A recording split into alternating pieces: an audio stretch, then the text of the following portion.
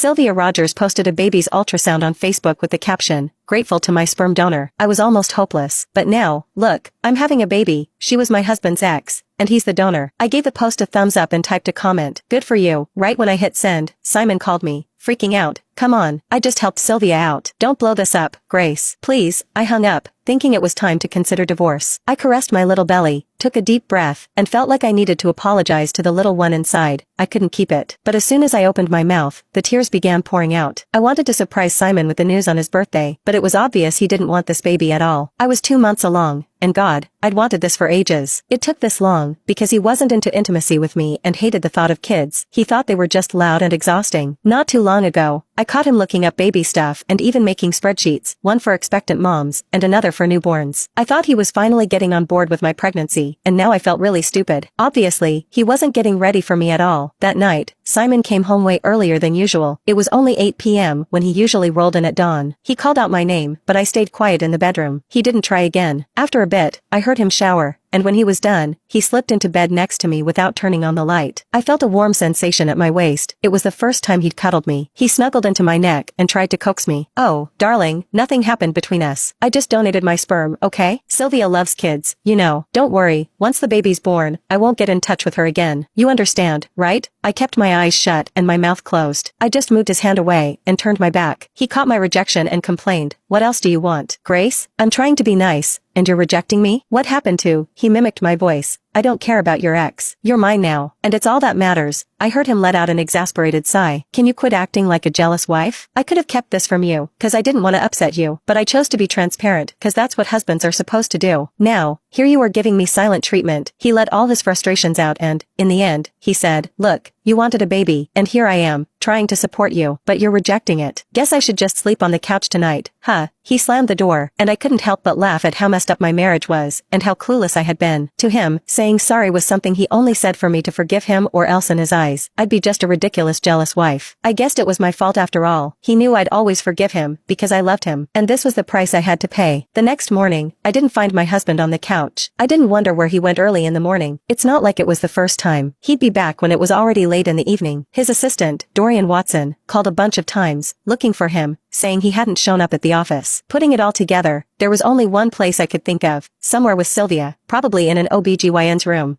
I was heading somewhere, too. After making an appointment, I hopped in a cab to the hospital. When I was already lying in bed, the abortion was done before I knew it. The baby was no longer inside me in just a few minutes. Not long after, I was already in line to settle the bills when I bumped into two familiar figures, my husband with her ex. My husband quickly shot me an accusing glare.